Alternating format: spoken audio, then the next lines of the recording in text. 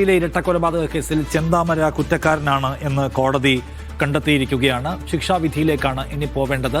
രണ്ടുപേരെ കൊന്ന കേസിൽ ചെന്താമര കുറ്റം സമ്മതിക്കുകയും ചെയ്തിരുന്നു.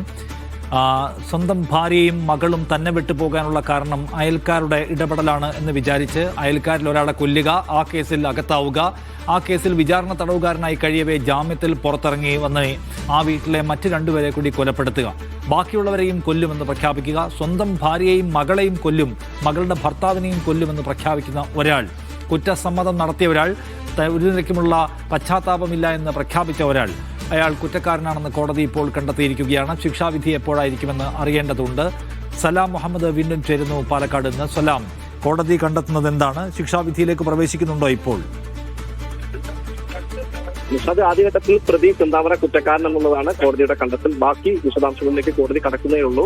കോടതി നടപടികൾ ആരംഭിച്ചുടൻ തന്നെ കോടതി വിധി പ്രസ്താവിക്കുകയായിരുന്നു. വിധി പ്രസ്താവിച്ചത് ആദ്യ പ്രോസിക്യൂഷൻ വാദം അംഗീകരിച്ചുകൊണ്ട് പ്രതി ചെന്താമര കുറ്റക്കാരൻ എന്നുള്ളത് അല്ലെങ്കിൽ കുറ്റക്കാരൻ എന്നുള്ളത് കോടതി ശരിവെക്കുകയായിരുന്നു. പ്രോസിക്യൂഷന്റെ വാദം ശരിവെച്ചുകൊണ്ടാണ് കോടതി ഇപ്പോൾ ഒരു വിധി പ്രസ്താവം നടത്തിയിരിക്കുന്നത്. ഇനി ശിക്ഷ സംബന്ധിച്ചുള്ള വിധിയാണ് ഉണ്ടാകേണ്ടത്. അത്തരം വിശദാംശങ്ങളിലേക്ക് കോടതി കടക്കുന്നേ ഉള്ളൂ. ഇപ്പോൾ ആദ്യഘട്ടത്തിൽ ചെന്താമര കുറ്റക്കാരൻ എന്നുള്ളൊരു വിധി തന്നെയാണ് പുറപ്പെടുവിച്ചിട്ടുള്ളത്. നേരത്തെ പ്രോസിക്യൂഷൻ 82 സാക്ഷികളെ വിസ്തരിച്ചു. ബാക്കി സാക്ഷിമൊഴികൾ പ്രതിയെ വായിച്ചു കേൾപ്പിച്ചു. ആ സമയത്തൊക്കെ തന്നെ കുറ്റം നിഷേധിക്കുകയാണ് ഉണ്ടായത്. എന്നാൽ പ്രോസിക്യൂഷൻ കൃത്യമായ തെളിവുകൾ കണ്ടെത്തി. അതോടൊപ്പം തന്നെ ആസൂത്രണം ഉൾപ്പെടെയുള്ളത്, അതായത് കോൺസ്പിറസി ഉൾപ്പെടെയുള്ള കാര്യങ്ങൾ തെളിയിക്കാൻ പ്രോസിക്യൂഷന് സാധിച്ചിരിക്കുന്നു. ആ സാധ്യതയുടെ അല്ലെങ്കിൽ അത്തരം കണ്ടെത്തലുകൾ പ്രോസിക്യൂഷന്റെ വാദങ്ങളെ ശരിവെച്ചുകൊണ്ടാണ് കോടതി, പാലക്കാട് ജില്ലാ അഡീഷണൽ സെഷൻസ് കോടതി ഇപ്പോൾ കെന്നത്ത് ജോർജ് എന്ന് പറയുന്ന ജഡ്ജ് പ്രതി ചെന്താമര കുറ്റക്കാരൻ എന്നുള്ളൊരു കണ്ടെത്തലിലേക്ക് എത്തിയിരിക്കുന്നത്. ഇനി അല്പസമയത്തിനുള്ളിൽ തന്നെ ശിക്ഷ എന്താണെന്നുള്ള കാര്യത്തിൽ ഒരു പക്ഷേ ഇന്ന് തന്നെ ശിക്ഷ വിധിക്കാനുള്ള ഒരു സാധ്യതയാണ് നിലവിൽ കാണുന്നത്.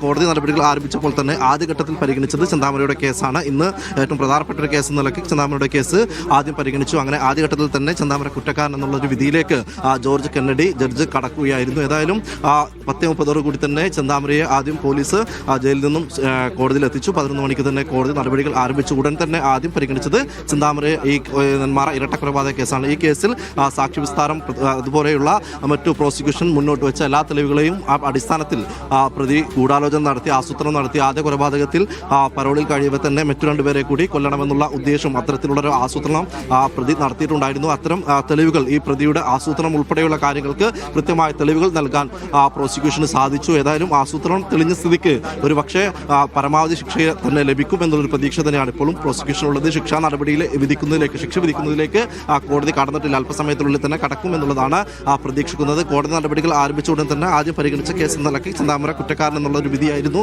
ജോർജ് കെന്നഡി ആദ്യം പുറപ്പെടുവിച്ചത്. അതിനുശേഷമാണ് മറ്റു വാദങ്ങളിലേക്ക് ശിക്ഷ എന്താണെന്നുള്ള തരത്തിലുള്ള നടപടികളിലേക്ക് തന്നെ, ശിക്ഷ വിധിക്കുന്ന നടപടിയിലൊക്കെ തന്നെ ജഡ്ജി കടക്കുക.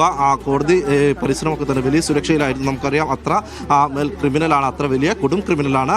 അതുകൊണ്ട് തന്നെ ഏതെങ്കിലും തരത്തിലുള്ള സുരക്ഷ വീഴ്ച സംഭവിക്കാതിരിക്കാനുള്ള നടപടികളൊക്കെ തന്നെ പോലീസ് എടുത്തിട്ടുണ്ടായിരുന്നു. അതിനുശേഷമാണ് ഈ കേസ് പരിഗണിച്ചത്. ആദ്യ കേസായി തന്നെ പരിഗണിക്കുകയും ചെയ്തു. അപ്പോൾ തന്നെ തുടങ്ങിയ സമയത്ത് തന്നെ വിധി പ്രസ്താവം എന്ന നിലയ്ക്ക് ചെന്താമര കുറ്റക്കാരനെന്ന് കണ്ടെത്തുകയും ചെയ്തു. പ്രോസിക്യൂഷന്റെ വാദങ്ങളൊക്കെ തന്നെ അംഗീകരിച്ചുകൊണ്ട് ചെന്താമര കുറ്റക്കാരൻ എന്നുള്ള ഒരു കണ്ടെത്തൽ, പ്രോസിക്യൂഷൻ വാദങ്ങളെ അംഗീകരിച്ചുകൊണ്ട് കോടതി ഒരു വിധിയിലേക്ക് കടക്കുകയും ചെയ്തു. ഇനി അറിയേണ്ടത് ശിക്ഷ സംബന്ധിച്ചാണ്. ഒരു പക്ഷേ പരമാവധി ശിക്ഷ ലഭിക്കുമെന്ന് തന്നെയാണ് മനസ്സിലാക്കുന്നത്. നമുക്കറിയാം, 2019 സജിതയെ കൊലപ്പെടുത്തുന്നു. അതിനുശേഷം സജിതയുടെ ഭർത്താവിന്റെ അമ്മയെയും കൊലപ്പെടുത്തുന്നു. അങ്ങനെ നിരന്തരമായി ഇങ്ങനെ ക്രിമിനൽ സ്വഭാവമുള്ള ഒരാളാണ്, ആ ക്രിമിനൽ വാസനയുള്ള ഒരാളാണ്. അതുകൊണ്ട് തന്നെ മറ്റു എല്ലാ തെളിവുകളും ഇയാൾക്കെതിരായി, ആദ്യഘട്ടത്തിൽ സജിത കേസിലാണെങ്കിൽ ഇയാൾ കുറ്റം സമ്മതിക്കുകയായിരുന്നു. പിന്നീട് ഈ കേസിലാണ്, ഈ ഇരട്ടക്കൊലപാതക കേസിൽ പ്രതി കുറ്റം സമ്മതിച്ചിട്ടുണ്ടായിരുന്നില്ല എങ്കിൽ പോലും പ്രോസിക്യൂഷൻ കൃത്യമായി നെന്മാറയിലെ പോത്തുണ്ടിയിലെ ഇരട്ടക്കൊലപാതക കേസിൽ പ്രതി കുറ്റക്കാരനാണെന്ന് കണ്ടെത്തിയിരിക്കുകയാണ് കോടതി.